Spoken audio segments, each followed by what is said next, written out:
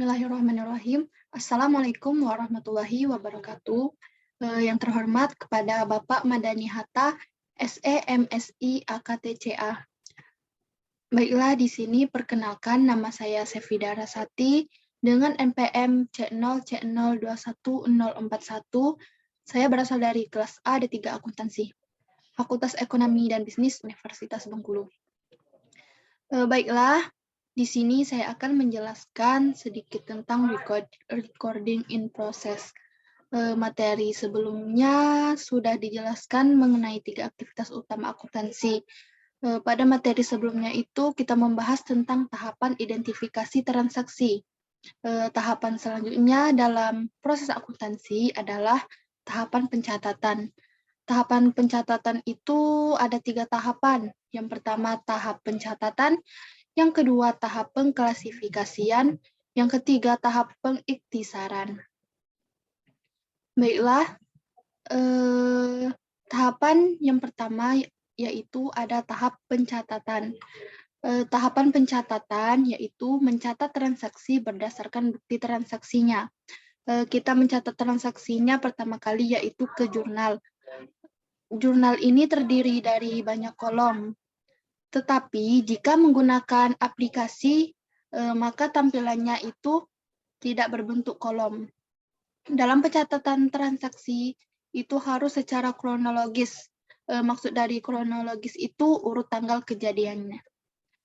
Jurnal terbagi menjadi 2, yaitu ada jurnal umum dan juga jurnal khusus. Yang dimaksud dengan jurnal umum itu digunakan untuk perusahaan jasa, sedangkan jurnal khusus digunakan untuk perusahaan dagang. Tahapan yang kedua yaitu ada tahap pengklasifikasian. Tahapan pengklasifikasian ini yaitu memindahkan informasi dari jurnal ke buku besar. Setiap akun itu mempunyai buku besarnya masing-masing. Contohnya misalnya kas, maka buku besar kas, buku besarnya yaitu berupa buku besar kas. Begitupun seterusnya. Selanjutnya ada tahap yang ketiga, yaitu ada tahap pengiktisaran. Pada tahapan pengiktisaran, yaitu berapa saldo setiap akhir periode dan menyusunnya dalam sebuah daftar. Yang sering kita sebut yaitu neraca saldo. Maka definisi dari neraca saldo adalah daftar yang memuat akun-akun beserta saldonya masing-masing pada setiap akhir periode. Selanjutnya yaitu ada saldo. Saldo nanti ada yang bersaldo debit, ada juga yang bersaldo kredit. Kemudian jumlah total saldo debit dan kredit harus seimbang. Seimbang saja belum tentu betul, apalagi jika belum seimbang. Selanjutnya, sebelum kita masuk ke tahap pencatatan akuntansi, kita akan membahas akun. Yang dimaksud dengan akun adalah tempat di mana pengaruh dari suatu transaksi. Kemudian ada 5 kelompok utama akun. Biasa yang sering juga disebut sebagai 5 elemen dasar pelaporan keuangan. Dari 5 elemen dasar tersebut, 3-nya bisa Anda temukan dalam laporan posisi keuangan, dan sisa 2-nya bisa Anda temukan dalam laporan laba rugi. Kelima akun utama itu, yang pertama ada akun kelompok aset, yang kedua akun kelompok liabilitas, yang ketiga akun kelompok ekuitas, yang keempat ada akun kelompok penghasilan atau pendapatan, dan yang kelima yaitu ada akun kelompok beban.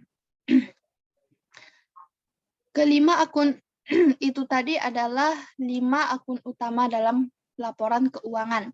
Setiap akun itu terbagi menjadi beberapa sub. Kemudian setiap sub kelompok akan terdiri dari akun-akun individual. Yang pertama itu ada akun aset. Akun utama aset memiliki subkelompok akun utama, yaitu ada aset lancar dan aset tidak lancar. Nah, pada bagian aset tidak lancar itu terbagi lagi menjadi beberapa bagian, yaitu ada aset tetap dan aset lainnya. Akun individual dari aset lancar yaitu ada akun kas, selanjutnya ada akun piutang, ada akun perlengkapan, akun sewa dibayar di muka, dan akun-akun lainnya.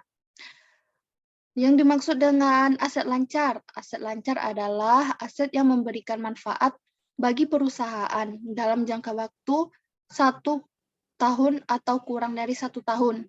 Sedangkan aset tidak lancar yaitu aset yang memberikan manfaat bagi perusahaan lebih dari 1 tahun atau lebih dari 1 periode. Kelompok akun yang kedua yaitu ada akun liabilitas. Liabilitas terbagi menjadi 2 subkelompok juga, yaitu ada kelompok liabilitas jangka pendek dan jangka panjang. Liabilitas jangka pendek itu berarti utang yang harus dilunasi dalam jangka waktu 1 tahun. Sedangkan utang jangka panjang adalah utang yang harus dilunasi dalam jangka waktu lebih dari 1 tahun. Liabilitas jangka pendek itu juga memiliki kelompok individual, yaitu ada berupa utang usaha, utang dagang, utang wesel, dan lain-lainnya. Selanjutnya, akun yang ketiga yaitu akun kelompok ekuitas. Akun kelompok ekuitas terbagi menjadi 2 kelompok sub-akun utama, yaitu ada akun modal saham dan saldo laba. Pada akun modal saham itu terbagi lagi dalam kelompok individu, yaitu ada modal saham biaya, agio saham biasa, dan lain-lain. Selanjutnya yaitu ada saldo laba. Saldo laba juga terbagi menjadi 2 kelompok individu, yaitu ada saldo laba dan ada dividen. Tadi batas ekuitasnya. Yang keempat yaitu ada kelompok akun penghasilan. Kelompok akun penghasilan terbagi menjadi 2, yaitu ada kelompok akun pendapatan dan keuntungan. Bedanya yaitu pendapatan itu berasal dari aktivitas utamanya perusahaan. Pendapatan itu terbagi lagi ada pendapatan jasa dan penjualan. Yang kelima atau yang terakhir yaitu ada kelompok akun beban. Kelompok akun beban ini terbagi menjadi 2 subkelompok utama, yaitu ada beban dan ada kerugian. Beban juga terbagi lagi menjadi beban gaji, ada beban sewa, beban bunga, terus beban perlengkapan, beban penyusutan, dan beban-beban lainnya. Definisi dari beban itu diakui jika sudah memberikan manfaat. Baiklah, selanjutnya yaitu bentuk paling sederhana dari akun itu diibaratkan seperti huruf T, maka dikenal sebagai account T. Jadi setiap akun mempunyai 2 sisi. Sisi kiri disebut sisi debit dan sisi kanan disebut sisi kredit. Diibaratkan huruf T itu ada garis pemisah di tengahnya, maka di sisi kiri disebut sisi debit dan di sisi kanan disebut sisi kredit. Maka aturan debit kreditnya yaitu aset sama dengan liabilitas plus ekuitas. Aset berada di sisi kiri disepakati sebagai sisi debit, liabilitas dan ekuitas di sisi kanan, maka disepakati sebagai sisi kredit. Itu kembali lagi kepada diibaratkan seperti huruf T tadi. Karena di sisi kiri disebut debit dan di sisi kanan disebut kredit. Jadi aset berada di sisi kiri yaitu disepakati sebagai debit, sedangkan liabilitas dan ekuitas di sisi kanan maka disepakati sebagai sisi kredit. Kemudian ada saldo normal. Saldo normal adalah suatu akun bisa bersaldo debit dan bisa bersaldo kredit. Contohnya yaitu kita contohkan pada akun kas. Kas itu bersaldo normal debit. Kenapa kas itu bersaldo normal debit? Jawabannya yaitu karena perlu kita ingat bahwa kas adalah bagian dari aset. Dan aset pada persamaan akuntansi itu berada pada sisi kiri, seperti yang kita jelaskan tadi. Dan pada sisi kiri itu disepakati sebagai sisi debit. Selanjutnya yaitu ada saldo normal merujuk pada setiap penambahan, yaitu jika akun kas yang merupakan aset perusahaan memiliki saldo normal debit, maka ketika terjadi transaksi yang mengakibatkan kas perusahaan bertambah, maka akun kas akan dicatat pada jurnal pada posisi kredit.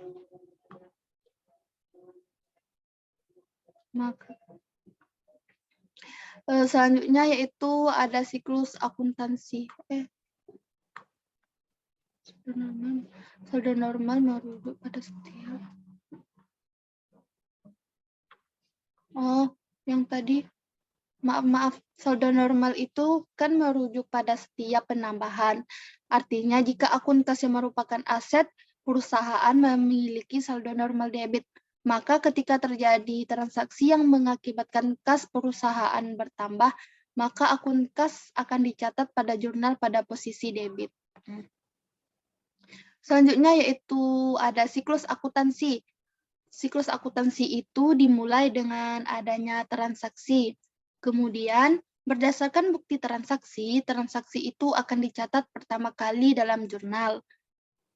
Selanjutnya, informasi dari jurnal itu akan kita posting ke buku besarnya masing-masing. Contohnya kas, maka akan diposting ke buku besar kas.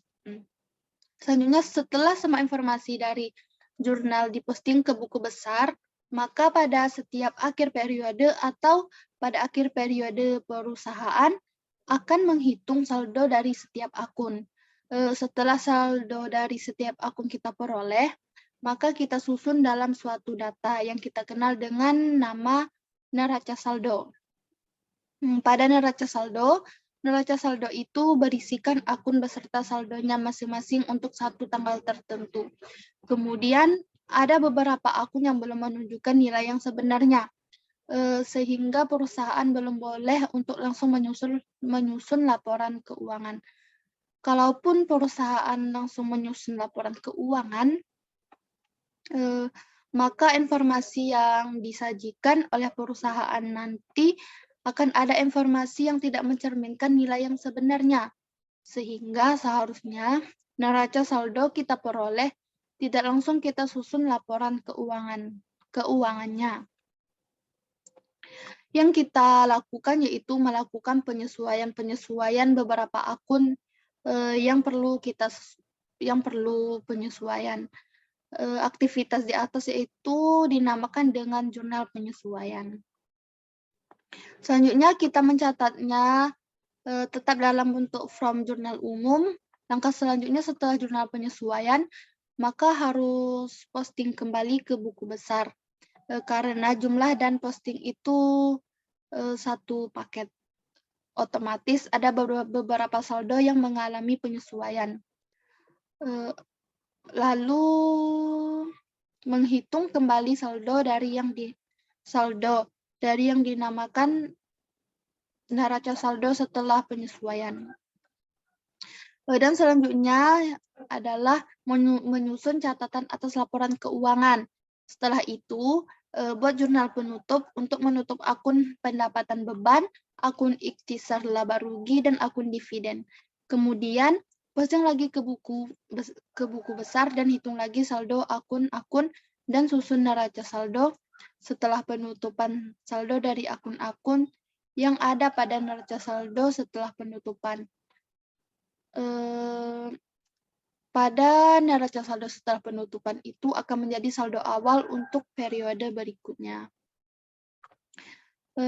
Baiklah, itu tadi sedikit penjelasan tentang